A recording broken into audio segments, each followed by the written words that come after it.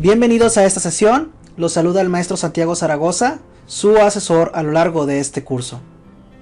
Planeación educativa y globalización. Bien, durante esta sesión haremos una vinculación algo relacionado con la política educativa y cómo es que esta de alguna manera impacta en cuanto a ideales políticos y también sociales, económicos, cuando uno habla acerca de la planeación en educación. Aquí tenemos una de las primeras partes que quisiera que ustedes pudieran opinar para participación, y es ¿qué sabemos acerca de la globalización? Esa sería una primera temática de discusión. ¿Qué es lo que se sabe ya acerca de la globalización? ¿Qué es lo que ustedes conocen? Y por aquí tengo que platicarles acerca de que todo nace de una política neoliberal. Las políticas neoliberales han incursionado de manera significativa en el ámbito educativo desde hace ya varios años. La OCDE, a través de evaluaciones PISA que se aplican en sistemas educativos a nivel mundial, terminan por evaluar cuál es la condición de la educación y si ésta cumple con los estándares que de forma ideal esta organización establece. Hay que decir que la OCDE es una organización que nace de alguna forma con la intención de llevar a aquellos países en vías de desarrollo al que alcancen estándares de calidad de vida, y está encabezada en cuanto a su liderazgo por potencias mundiales como lo es Estados Unidos, que pretenden llevar a una homologación en cuanto a esa calidad de vida. Y obviamente es la educación un ítem bastante importante para hablar acerca de la calidad de vida de un ciudadano en el mundo.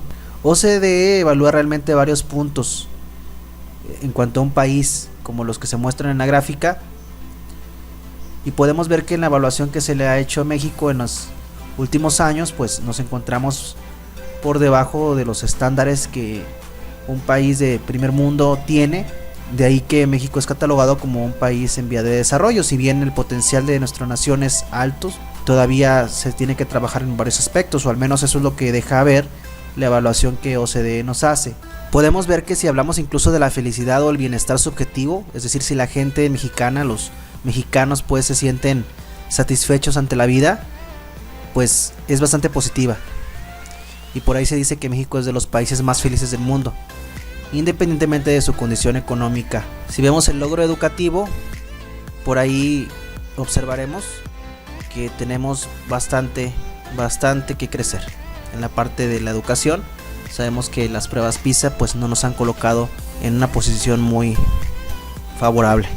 Ahora bien, como contraparte hay que decir que existe una corriente política e ideológica bastante contraria a la globalización y a lo que organizaciones como la OCDE manifiestan. La idea contraria nace de que en una política neoliberal que nos lleva a un pensamiento global, el poder del gobierno no se hace cargo de temas como la salud, como la educación, como lo que tiene que ver con los energéticos y su explotación, y esto pasa a trabajarse por parte de los particulares, y esto se percibe por las ideologías de izquierda como una posición ventajosa en la que el gobierno se desentiende de invertir en esos aspectos para dejar en la ciudadanía el peso de poder administrar esto. Sin embargo, mediante impuestos poder obtener, ¿verdad?, ganancias. Es decir, ya no invierte, deja que quienes inviertan y quienes trabajen sean los ciudadanos, pero sí se obtienen recursos, ¿verdad?, en cuanto al cobro de impuestos. Y pues particularmente la banca aprovecha estas condiciones para que sean los ciudadanos y los particulares quienes tengan que invertir, y también de esa manera los banqueros pues crecer. Y así un gobierno neoliberal enfatiza que la globalización, que es un libre comercio entre las naciones y un compartir acerca de las culturas, un libre acceso sin fronteras en cuanto al comercio, en cuanto al tráfico de ideas, de información. Enfatiza que los aspectos económicos y culturales determinan los procesos sociales, por lo que el sistema de valores, creencias y los patrones de identidad son aspectos claves para entender la dinámica social. A través del proceso de globalización, uno de los supuestos esenciales es que cada vez más naciones están dependiendo de condiciones integradas de comunicación, del sistema internacional y del comercio, por lo que se tiende a generar un escenario de mayor intercomunicación entre los centros de poder mundial y sus transacciones comerciales. Y hoy más que nunca nuestro país se encuentra en una transformación en el sentido de que por primera vez en su historia un partido político y un presidente que son de ideologías izquierda se encuentran en el poder, de tal manera que muchos habían pronosticado que al ocurrir esto, al entrar en el poder un gobierno de izquierda, el divorcio o digamos la ruptura contra lo que era este movimiento neoliberal pues iba a ser inminente. No obstante, cuando hablamos acerca de las consideraciones que la OCDE ha hecho a nuestro país, sorprende que no ha habido realmente hasta el momento un divorcio en cuanto a no atender a las observaciones que la OCDE hace al respecto acerca del sistema educativo y de otros puntos, y en cuanto a otros temas como los que tienen que ver con derechos humanos, equidad, etc. A continuación quiero presentarles la exposición de la temática de un compañero que de igual forma lleva la materia de planeación educativa vinculada a la globalización, el cual resume varias ideas de lo que estamos hablando. Hola amigos, buenos días. A mí me tocó el tema de la planeación educativa y la globalización. Pero antes de empezar a hablar sobre este concepto, quisiera que lo desglosáramos y primero analizáramos un poquito, y solamente para recordar lo que es la planeación, lo que es la educación y lo que es la globalización. Entonces partimos de lo que es la planeación. La planeación es un proceso, es una secuencia de pasos. La planeación es prever, la planeación es pensar por adelantado qué es lo que nosotros necesitamos, qué didáctica, qué materiales, qué actividades son las que vamos a desarrollar para lograr y obtener un objetivo, para lograr llegar al propósito que se establezca. Por ejemplo, si una maestra desea que sus alumnos aprendan algún tema por medio del aprendizaje por juego, aprendizaje lúdico, pues primero tendrá que establecer en qué actividad va a desarrollar este aprendizaje, qué materiales va a necesitar. Por ejemplo, si va a necesitar algunas pinturas, también necesitará la mesa y tendrá que prever todas estas cosas. Esto es lo que se planea para lograr tener una clase donde puedas reducir los imprevistos y puedas asegurar o acercarte más a poder lograr tus objetivos planteados. Entonces, la educación es un proceso social, es un proceso de enseñanza-aprendizaje donde normalmente hay uno o varios alumnos y un docente, maestro, guía o facilitador que les ayudará, les guiará a obtener y desarrollar el aprendizaje, el conocimiento, las habilidades o las competencias que se tengan programadas o planeadas con anterioridad. La globalización es un fenómeno que algunos mencionan que se viene dando desde que se encontraron tanto lo que es el viejo mundo con el nuevo mundo, cuando empezaron a intercambiar materiales, cuando empezaron a explotar riquezas y empezaron a intercambiar comunicación y esto detonó un desarrollo económico, un desarrollo mercantil que a la fecha se sigue desarrollando. Y cuando se habla de globalización es que por así decirlo, un sinónimo de esto también es el de mundialización. Quiere decir que todo se va estandarizando, todo se va intercomunicando. Los países, las economías, las culturas van siendo interdependientes, se van compartiendo y todo se va haciendo un poco más homogéneo. El capitalismo ha impulsado mucho esto y algunos autores mencionan que al término de la Guerra Fría, con la caída del eje del comunismo y de lo que en su tiempo fue la URSS, el capitalismo empezó a florecer y entonces su manera de desarrollar la economía y de instaurar una ideología en todo el mundo, entonces fue fortaleciéndose mucho más la globalización, la estandarización de procesos, de actividades y la intercomunicación tanto de compra de bienes, mercancías y productos. Dentro de la globalización tenemos a su vez 4 conceptos que para mí resultan bastante importantes.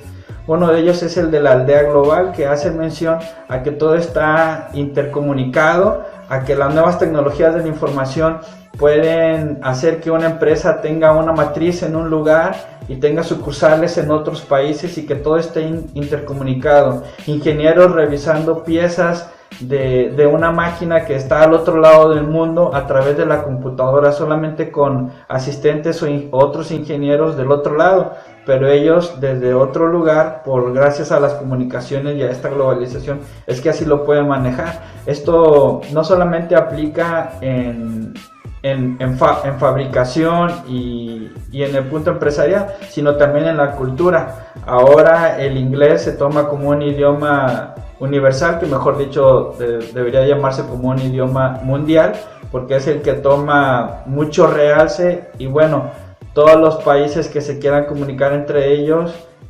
manejan mucho este idioma. Esto nos da paso también a otro concepto, que es el de la fábrica global.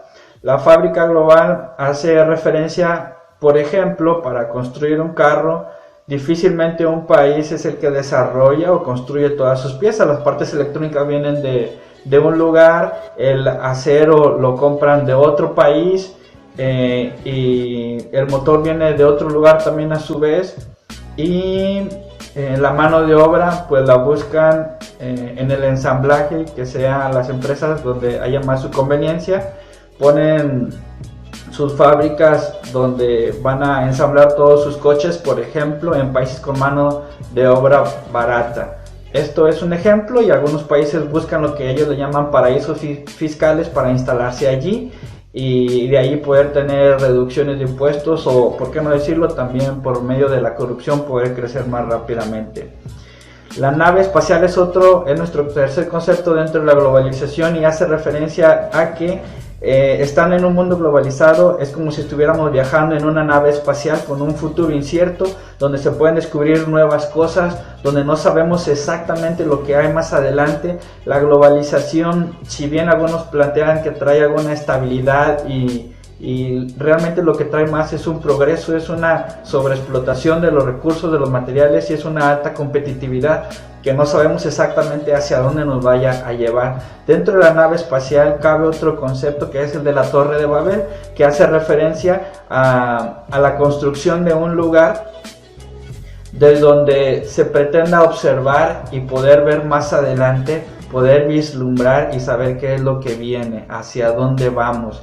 Estos conceptos son importantes. Tendríamos que agregarle aquí la sociedad del conocimiento, cómo se van impulsando cada vez más teorías y cómo el conocimiento va acelerándose cada vez más. Cada vez hay más publicaciones, hay más información en internet, y esto lleva a un crecimiento exponencial. Todo esto nos debe de servir de un marco, entonces sí, para saber lo que es la planeación educativa dentro de un contexto globalizado. Dentro de la globalización, lo que busca este sistema pues es tener una economía fuerte y competitiva, y entonces la educación educa para la competencia y educa para las habilidades encaminadas, más que a formar buenos ciudadanos, valores y una sociedad estable.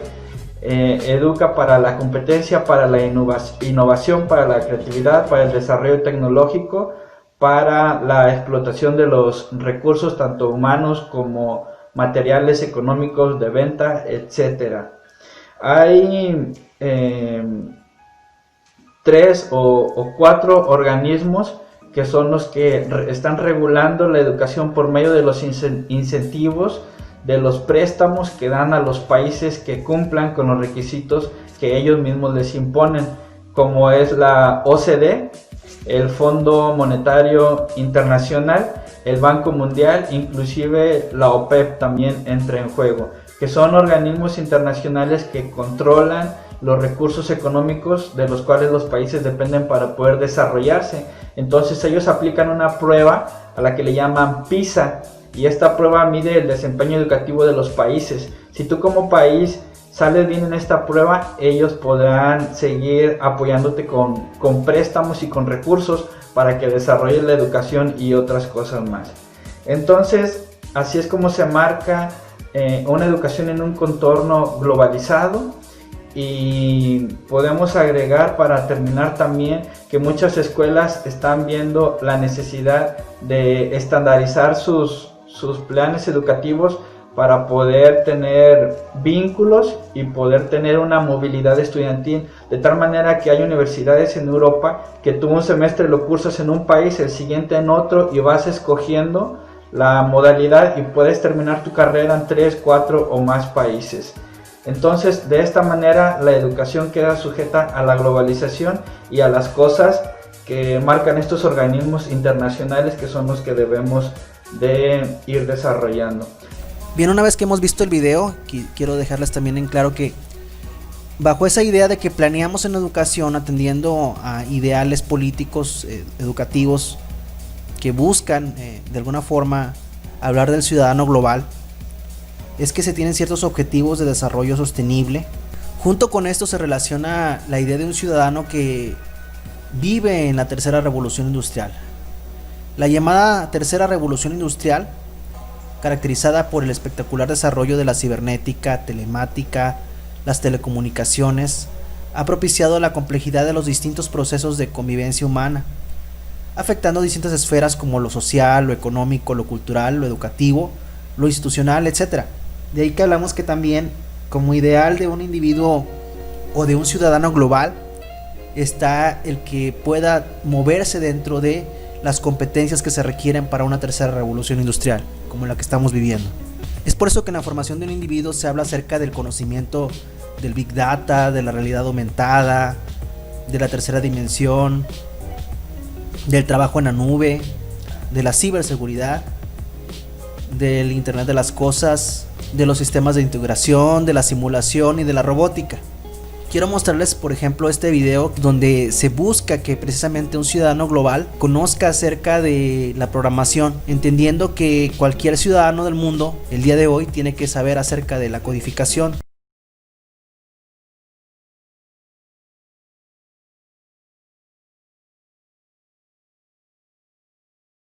What do you want to be when you grow up, Olivia? An astronaut. I want to be a fashion designer. A basketball player. I want to be an actor. A doctor. A teacher. A chef. An artist.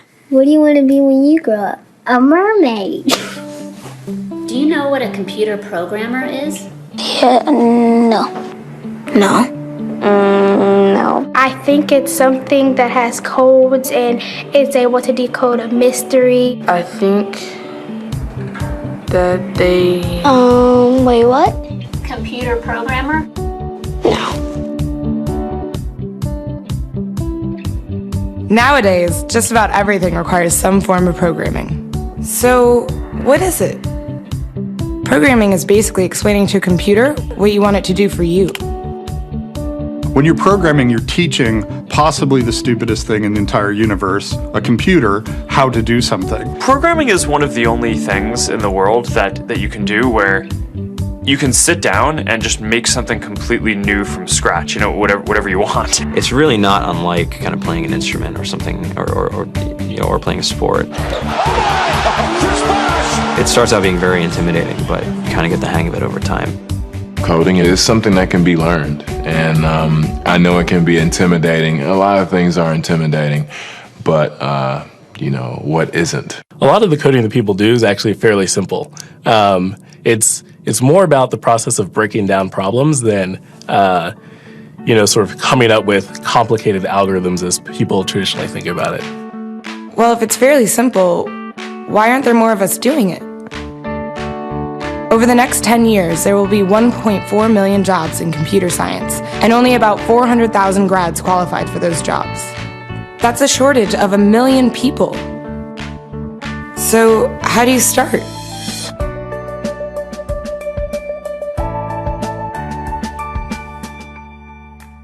I was obsessed with maps when I was a kid, and cities specifically. So I taught myself how to program. I had a very clear goal of what I wanted to do, which is to see a map of the city on my screen and play with it. Put things on the map, move things around the map. See what was happening in the city, how it worked, how it lived, how it breathed. The best early thing was actually using software to decide when the classes in my school would meet, and that put me in a position to decide which girls were in my class. The first program I wrote asked things like, what's your favorite color? Or how old are you? I first learned how to make a green circle and a red square appear on the screen. The first time I actually had something come up and say, hello world, and I made a computer do that. It was just astonishing. When I finally learned a little bit of programming, that blank wall resolved into a bunch of doors, and you open them, and finally you start to open enough doors that the light comes in. And to me, a finished program is like a structure filled with light. All the corners are illuminated. You understand the structure of it. It's a really serene feeling to have completed that.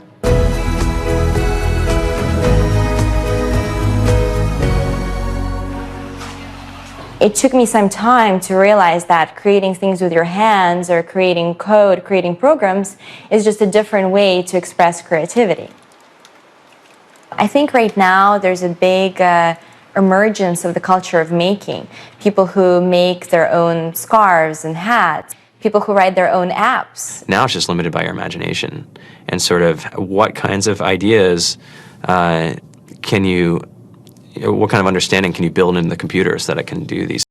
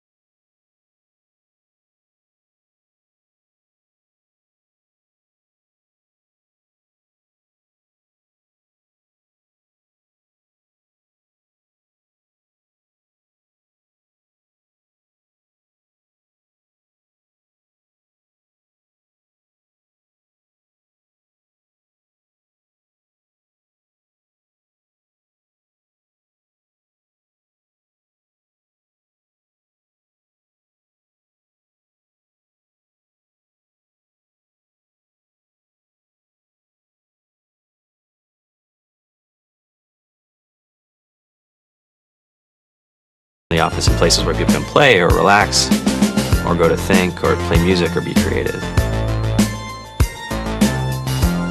For the United States, and there's about a third of the pie that's all the things you would expect. It's they're working in the government, they're working in typical technology jobs, but then like the rest of the pie, and it was the majority of the pie, just split down into these little teeny slices of every industry imaginable. And what it is computers are everywhere. You want to work in agriculture? Do you want to work in entertainment? Do you want to work in manufacturing? It's just all over.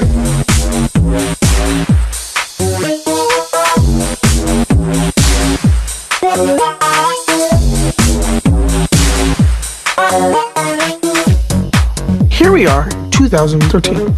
We all depend on technology to communicate, to bank, information, and none of us know how to read and write code. So you guys, what else? Who else has an idea of what we can change with our programming? What else can we do? Tiffany? What I saw my students take away from using Scratch and programming in our classroom is that they were willing to push through problems. It really builds critical thinking, it builds problem solving, and it's something that they can then apply to math in the classroom or their reading skills. We integrated science with this programming, and I saw my scores go up 30%. When I was in school, I was in this after-school group called the Whiz Kids. And when people found out, they laughed at me and, all these things. And I'm like, man, I don't care. I think it's cool. And, I'm learning a lot. And some of my friends have jobs. It's important for these kids. It should be mandatory to be a citizen on this planet, to read and write code. I just think you have to start small, right? And I think that's one of the biggest misconceptions about computer science and programming overall is that you have to learn this big body of information before you can do anything. You don't have to be a genius to know how to code. You need to be determined. Addition, subtraction, that's about it. You should probably know your multiplication tables. You don't have to be a genius to code. Do you have to be a genius to read? Do you have to be a genius to do math? No? No? I think if someone had told me that software is really about humanity, that it's really about helping people by using computer technology, it would have changed my outlook a lot earlier. Whether you're trying to make a lot of money or whether you just want to change the world, computer programming is an incredibly empowering skill to learn. To be able to actually come up with an idea and then see it in your hands and then be able to press a button and have it be in millions of people's hands. I think we're the first generation in the world that's really ever had that kind of experience. The programmers of tomorrow are the wizards of the future. You know, you're going to look like you have magic powers compared to everybody else. I think it's amazing. I think it's the closest thing we have to a superpower. Great coders are today's rock stars. That's it.